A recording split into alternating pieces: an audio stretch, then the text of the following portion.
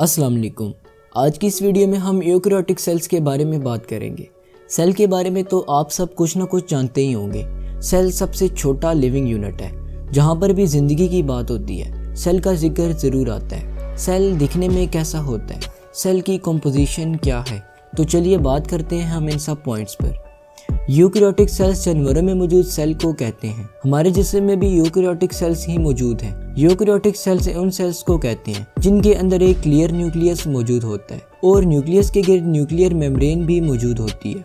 Eukaryotic cells में बहुत C double membranous organelles मौजूद होती हैं। एक्चुअली ऑर्गेनेल्स सेल्स के अंदर मौजूद छोटे छोटे स्ट्रक्चर्स को कहते हैं जो सेल के अंदर वर्कर्स की हैसियत से काम करते हैं। हर ऑर्गेनेल एक स्पेसिफिक वर्क परफॉर्म करती है। डबल मेम्ब्रेनस का मतलब है कि इन ऑर्गेनेल्स के गिर्द 2 मेम्ब्रेन्स प्रेजेंट होती हैं। मेम्ब्रेन्स प्रोटेक्टिव लेयर का काम भी करती हैं, यानी ऑर्गेनेल की हिफाजत करती हैं। यूकैरियोटिक सेल्स के गिर्द एक एक्सटर्नल लेयर भी मौजूद है जिसे सेल मेम्ब्रेन या सेल बाउंड्री कहते हैं। सेल मेम्ब्रेन स्पेसिफिक केमिकल्स को अंदर आने की इजाज़त देती है और स्पेसिफिक केमिकल्स को सेल से बाहर जाने की इजाज़त देती है। सेल के अंदर सिंगल मेम्ब्रेनस ऑर्गेनेल में सबसे इम्पोर्टेंट एंडोप्लाज्मिक रेटिकुलम है। एंडोप्लाज्मिक रेटिकुलम बहुत से चैनल्स पर मुश्तमिल एक ऑर्गेनेल है।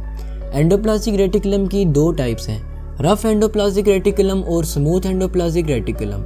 रफ एंडोप्लाज्मिक रेटिकुलम सेल के लिए एक बहुत ही स्पेसिफिक वर्क परफॉर्म करती है। रफ एंडोप्लाज्मिक रेटिकुलम सेल के अंदर मौजूद प्रोटीन्स बनाता है। इन प्रोटीन्स को या तो साइटोप्लाज्म में स्टोर कर लिया जाता है या सेल से बाहर ट्रांसपोर्ट कर दिया जाता है। स्मूथ एंडोप्लाज्मिक रेटिकुलम सेल्स के अंदर मौजूद डिफरेंट टाइप की ड्रग्स को डिटॉक्सिफाई करता है। इसी तरह गोल्गी अपरेटस भी एक सिंगल मेम्ब्रेन ऑर्गेनेल है। गोल्गी अपरेटस सैक्स पर मुश्तमिल है जिन्हें सिस्टर नाई कहते हैं। गोल्गी अपरेटस का काम सेल सिक्रीशन है।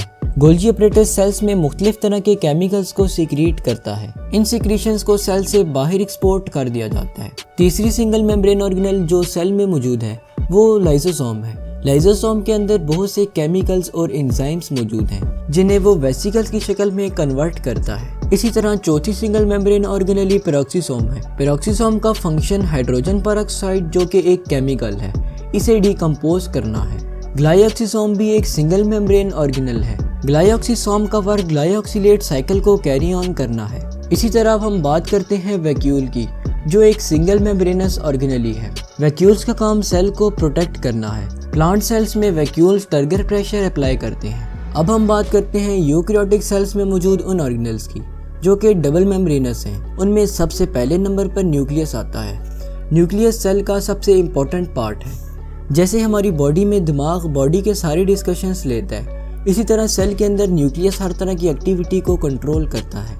न्यूक्लियस ही मैसेजेस भेजता है तो ऑर्गेनेल्स अपना काम शुरू करती हैं। न्यूक्लियस में न्यूक्लियोलस, आरएनए, डीएनए वगैरह मौजूद हैं। इसी तरह दूसरा अहम डबल मेम्ब्रेनस ऑर्गेनेल माइटोकॉन्ड्रिया है। माइटोकॉन्ड्रिया को पावर हाउस ऑफ सेल भी कहते हैं। माइटोकॉन्ड्रिया सेल की सारी एनर्जी बनाता है। ये एनर्जी एटीपी की शक्ल में होती है। इसके अलावा माइटोकॉन्ड्रिया में लोब्यूल्स यानी कर्व्स मौजूद हैं जिन्हें क्रिस्टी कहते हैं। प्लास्टिड्स भी डबल मेम्ब्रेन ऑर्गेनेल्स में शामिल हैं। प्लास्टिड्स में क्लोरोप्लास्ट, क्रोमोप्लास्ट और ल्यूकोप्लास्ट शामिल हैं। प्लांट्स में फोटोसिंथेसिस का प्रोसेस क्लोरोप्लास्ट में ही होता है। इसी तरह क्रोमोप्लास्ट पौधे के फूलों को मुख्तलिफ कलर्स देता है। कलरफुल प्लांट्स क्रोमोप्लास्ट की वजह से ही होते हैं। अब अगर ल्यूकोप्लास्ट की बात करें तो वो फूड स्टोर करके रखते हैं। यूकैरियोटिक सेल्स के अंदर ऐसे ऑर्गेनेल्स भी मौजूद हैं जिनके गिर्द मेम्ब्रेन नहीं है।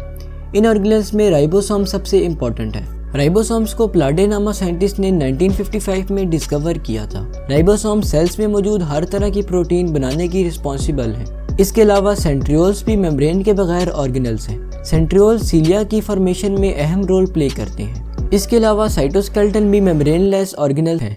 सेल के अंदर 3 तरह के साइटोस्केलेटन्स मौजूद हैं जिनका नाम माइक्रोट्यूब्यूल, माइक्रोफिलामेंट और इंटरमीडिएट फिलामेंट है। इनका ओवरऑल फंक्शन सेल की शेप मेंटेन रखना है और सेल की प्रोटेक्शन है। तो ये था यूकैरियोटिक सेल्स का ब्रीफ व्यू। अगर आप यूकैरियोटिक सेल्स में मौजूद ऑर्गेनेल्स का डिटेल स्ट्रक्चर देखना चाहते हैं तो नीचे कमेंट्स में मुझे ज़रूर बताइएगा। शुक्रिया, अल्लाह हाफिज़।